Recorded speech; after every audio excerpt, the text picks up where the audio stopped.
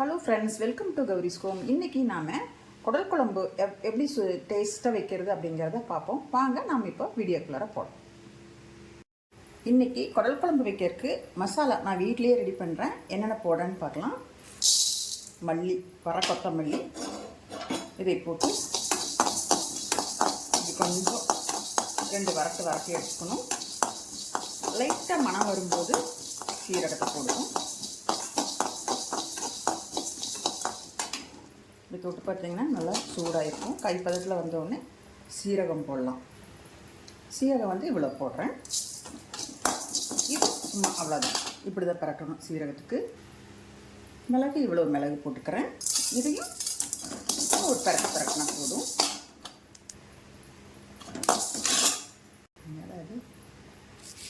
கடைசியாக வரமிளகா போட்டு 2 பரட்டி வரமிளகா கொஞ்சம் சூடானோன்னா எடுத்து ஆற வச்சுக்கலாம். இதில் வரமிளகா, மல்லி, மிளகு, சோம்பு, சீரகம் எல்லாம் போட்டாச்சு, வறுத்தாச்சு, எடுத்து ஆரம் வச்சுருக்கிறேன். அடுத்தது இதில் கொஞ்சம் பட்டை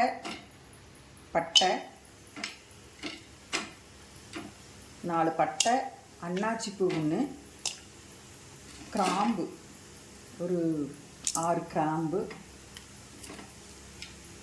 ஒரு ஏலக்காய் போடுறேன். ஒரு 5 முந்திரி போட்டிருக்கிறேன். 5-6 முந்திரி போட்டிருக்கிறேன். அவ்வளோதான். இதையே இப்படி நல்லா வறுத்து விட்டுக்கலாம். கருகாமல் வறுத்து விட்டுக்கணும். வறுத்துட்டு இதில் வந்து சின்ன வெங்காயம் வந்து ஒரு 15 எண்ணெய் இருக்கும். அதையும் போட்டு நல்லா இப்படி வதக்கணும்.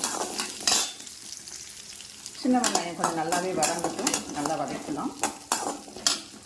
லைட்டாக கொஞ்சம் கலர் மாறட்டும். இப்போ வெங்காயம் கலர் மாறியாச்சு. இதில் தேங்காய் போட்டுக்கலாம். நான் வந்து இவ்வளோ பெரிய தேங்காய் ஒரு 10 எடுத்து சில்லாக கட் பண்ணி வச்சுருக்கிறேன்.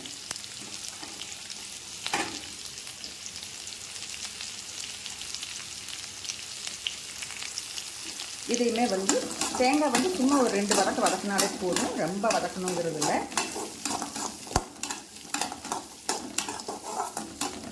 போதும், ஒரு நிமிஷம் வதக்கியாச்சு. இதுவே போதும். இஞ்சி பூண்டு பேஸ்ட்டுக்கு பூண்டு வந்து ஒரு 10 பல் பூண்டு எடுத்து வச்சுருக்கிறேன். இவ்வளோ நேரத்தில் இஞ்சி கட் பண்ணி வச்சுருக்கேன். இது ஒரு பேஸ்ட்டாக பண்ணிக்கலாம். பெரிய வெங்காயம் இவ்வளோ பெரிய வெங்காயம் 1 நான் கட் பண்ணி வச்சுருக்கிறேன்.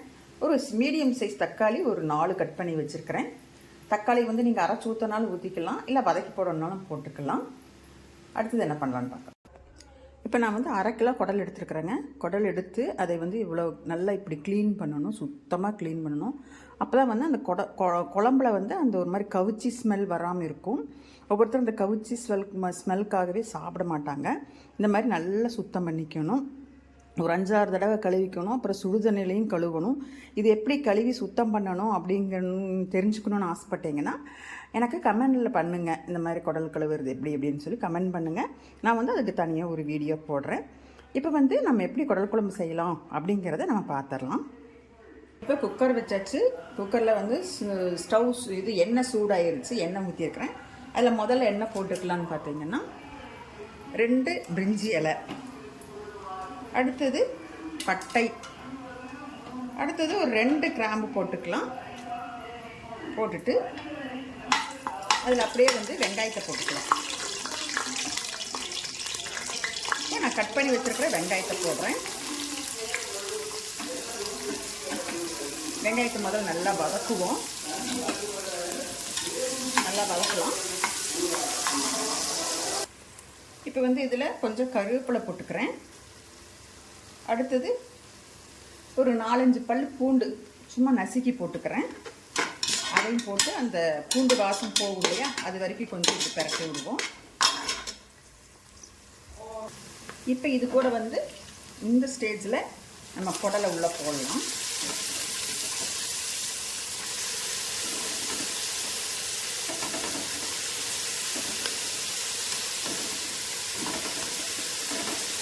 குடலை உள்ளே போட்டு நல்லா பரட்டி விடலாம். நல்லா பரட்டணும். ஒரு 5 நிமிஷம் பரட்டி விடலாம்.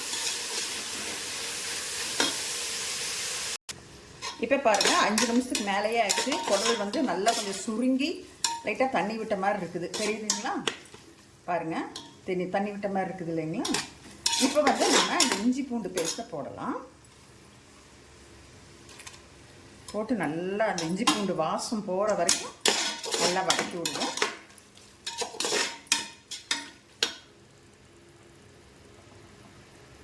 இப்போ இஞ்சி பூண்டோட பச்சை வாசம் போயிடுச்சு. நான் வந்து அரைச்சி வச்சுருக்கிற அந்த மசால் பொடி, வரமிளகா, மல்லி சேர்த்து சோம்பு சீரகம்லாம் அரைச்சி வச்சேன் இல்லையா, அந்த மசால் பொடியை போட்டு நல்லா கிளறேன்.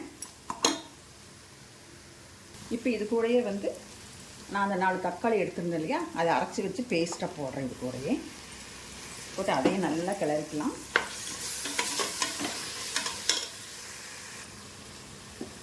இப்போ அதையும் நல்லா கிளறி விட்டாச்சு மசால் பொடியும். இப்போ வந்து தேங்காய் பேஸ்ட்டை ஊற்றிடுறேன். அப்படியே அரைச்சி வச்சுருக்க தேங்காய் பேஸ்ட்டை ஊற்றியாச்சு. ஊற்றி அதையும் நல்லா கிளறி விடணும். உங்களுக்கு வந்து இந்த ஸ்டேஜில் நீங்கள் கரம் மசாலா பொடி போடணுன்னாலும் நீங்கள் போட்டுக்கலாம். நான் போடல. இப்போ இதில் வந்து தேவையான அளவு நம்ம தண்ணி ஊற்றிக்கலாம். இப்போ இதில் தண்ணி ஊற்றிக்கலாம். இந்த தண்ணி என்ன தண்ணின்னு பார்த்தீங்கன்னா, நம்ம அந்த மசாலாலாம் அரைச்சோம் இல்லையா, தேங்காய், தக்காளி, இஞ்சி பேஸ்ட்டு இதெல்லாம் ஒரு கழுவி அந்த தண்ணி எடுத்து ஊற்றிருக்கிறேன். உங்களுக்கு எவ்வளோ தேவையோ அவ்வளோ தண்ணி ஊற்றிக்கோங்க. இப்போ வந்து இது கூட உப்பு போட்டுக்கலாம்.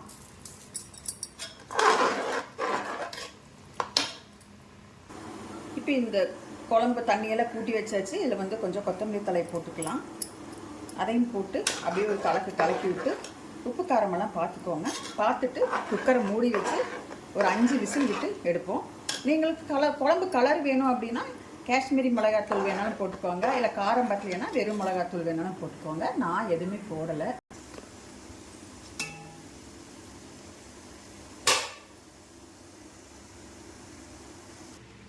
அஞ்சு விசில் வந்தாச்சு. இப்போ குழம்பு எப்படி ஆயிருக்குதுன்னு பார்த்துடலாமா?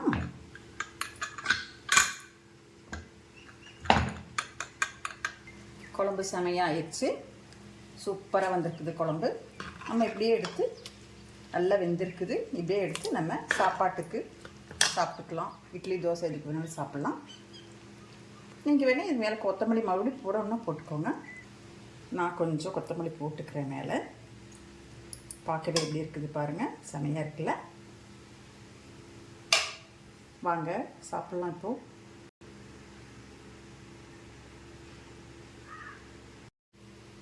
இப்போது இட்லிக்கு குடல் குழம்பு ரெடி ஆயிடுச்சு. சாப்பிட்லாமா? வாங்க சாப்பிட்லாம்.